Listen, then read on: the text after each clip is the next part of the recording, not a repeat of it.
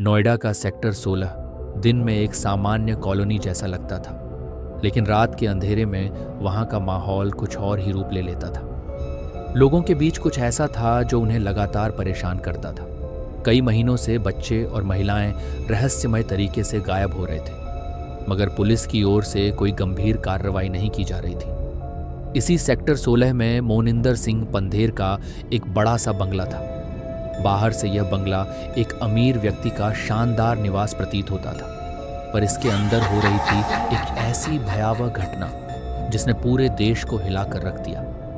यहाँ सुरिंदर कोहली नाम का एक व्यक्ति, जो मोनिंदर का घरेलू नौकर था, उस बंगले के तहखाने में एक एक कर कई मासूमों की जिंदगियां छीन रहा था। गांव वालों के लिए यह एक रहस्य था कि आखिर क्यों इतने लोग गायब हो रहे थे। शुरुआत में जब बच्चों के गायब होने की शिकायतें आईं, तो पुलिस ने इसे नज़रअंदाज किया, मानो यह सब साधारण घटनाएं हों।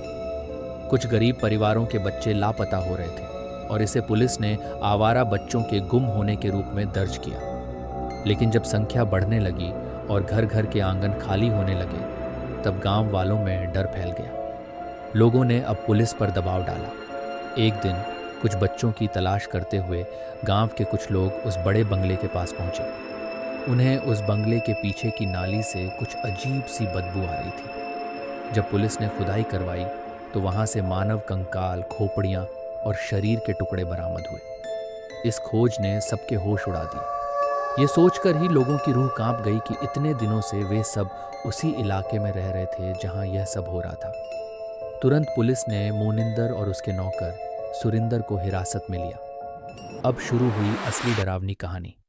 सुरिंदर कोहली ने पुलिस के सामने कबूल किया कि उसने इन बच्चों और महिलाओं को बंगले के अंदर बुलाया और फिर उनके साथ अकल्पनीय बर्ताव किया। उसने न केवल उनकी हत्या की, बल्कि उनके शरीर के अंगों को खा भी लिया। यह सुनते ही पूरे देश में सन्नाटा छा गया। पुलिस की पूछताछ में सुरिंदर ने विस्तार से बताया कि कैसे वह बच्चों को लालच देकर घर के अंदर बुलाता था। वह उनके शरीर के अंगों को बेरहमी से काटता और उनके शवों को बोरों में भरकर नाली में फेंक देता। लेकिन इस खौफनाक बयान का सबसे भयानक हिस्सा तब आया जब उसने यह माना कि वह इन मासूम बच्चों और महिलाओं के शरीर के हिस्सों को पकाकर खाता था। पंधेर ने यह कहकर अपनी सफाई दी कि उसे इन घटनाओं की कोई जानकारी नहीं थी। लेकिन सवाल यह था कि इतने दिनों तक इतने लोगों की हत्या हो रही थी और बंगले के मालिक को कोई शक कैसे नहीं हुआ। सुरिंदर कोहली के अनुसार यह सब उसकी मानसिक बीमारी का नतीजा था। उसने बताया कि उसे खाने और सेक्स से जुड़ी विकृत इच्छाएं होती थीं, जिनके चलते उसने इन क्रूर हत्याओं को अंजाम दिया।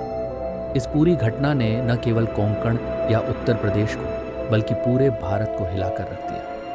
लोग भयभीत थे कि कैसे एक साधारण दिखने वाला व्यक्ति ऐसा अमानवीय कृत्य कर सकता है। मीडिया में इस केस की कवरेज हर जगह छाई हुई थी और गांव में एक अजीब खौफ का माहौल था। घटना के बाद निठारी का यह बंगला खौफ का प्रतीक बन गया। लोग कहते हैं कि जो भी उस बंगले के पास से गुजरता, उसे वहां से अजीब सी आवाज़ें सुनाई देती। कभी बच्चों की रोने की आवाज़ें, कभी किसी महिला की सिसकी। कई लोगों का मानना था कि जिनकी जिंदगियां इस घर में ली गईं, उनकी आत्माएं अभी भी वहां भटक रही हैं, न्याय की उम्मीद में। मामला अदालत तक पहुंचा और सुरिंदर कोहली को इन बर्बर हत्याओं के लिए मौत की सज़ा सुनाई गई।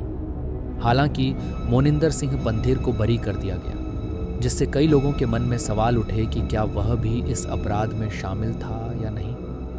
कुछ लोगों ने माना कि वह भी अपराध में गहराई से शामिल था, लेकिन उसे सबूतों की कमी के चलते छोड़ा गया।